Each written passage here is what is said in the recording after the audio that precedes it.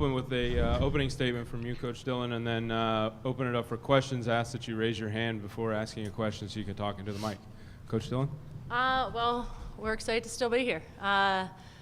We knew it would be a tough game against Hofstra after the first 2 games during the regular season, but I felt that the team was just mentally prepared. They knew they wanted this opportunity, and I think they took advantage. I think our defense was solid from start. We said about 39 minutes, but I thought it was pretty good defense for 39 minutes. And then offensively, we went in, had a couple spurts, but enough spurts, good spurts to pull out a victory.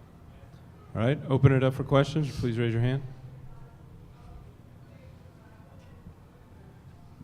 Denise, you said that the third time is the charm. Sure. And the 2 times, I mean, they were 2-point games, Right. and the focus was again the same thing, the matchup zone. I thought that your zone, go up 18-3, then it's 34-34. You knew they were going to come back, and how Right. you responded to that.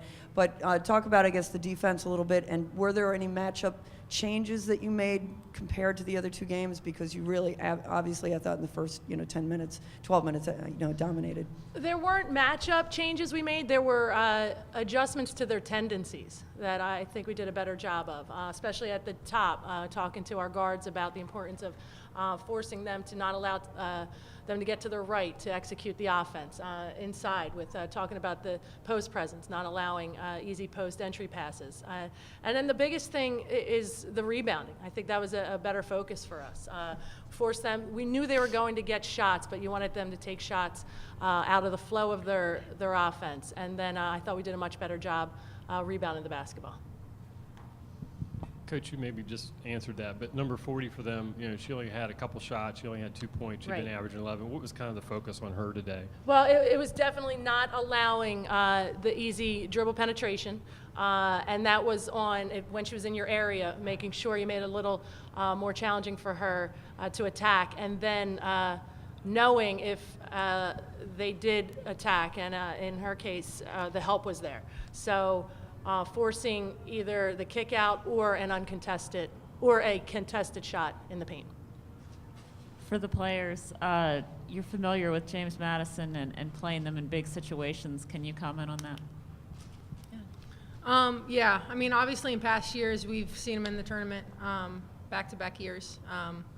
Fortunately, we beat them both years, so obviously we're looking to do the same thing again, but they're a great team. They've had a great season. And again, it's hard to beat a team 3 times, so we're looking to do the same thing we did today. Yeah, same thing. The only motivation you need is the record 0-2 going into the game, and we have that, so I think we'll come out ready to play. Megan, with the number of times that the lead has gotten away from you guys on and off, was there any concern when they tied you? No. I mean, in basketball, it's a game of up and downs. You know you're going to get highs, you know you're going to get lows. And we came out high, we hit a low, they came back. But I think that we really stayed composed under pressure, and everyone really met the ball, everyone made plays. So, no, there was no point where I got nervous that we were going to give up the lead. Well, you mentioned that everybody made plays, everyone stepped up. Denise, could you talk a little bit about Thompson and Flanagan? Flanagan played 40. Right. Thompson, came in and did some things, not a lot of minutes, but really made use of those minutes. Right. Well, that's what we're asking.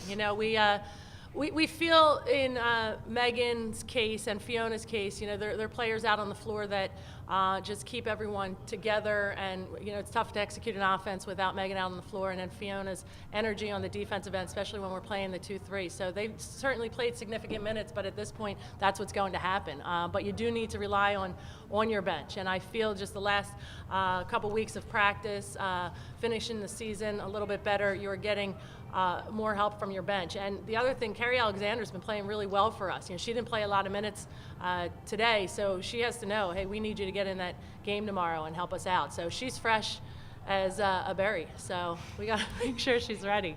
And then Jamila as well. She can do some things. She gets a little bit ahead of herself sometimes on the defensive end, but again, rebounding is so crucial for us, so it would help to rotate her into the lineup. Thank you, Coach. Sure. Thank you, players. Thanks. I'm going to tell Carrie's fresh as berry.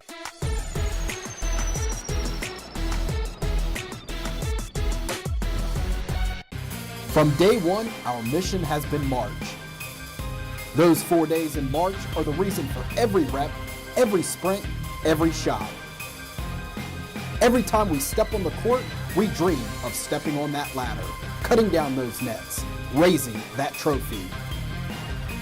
In those 4 days, anything can happen.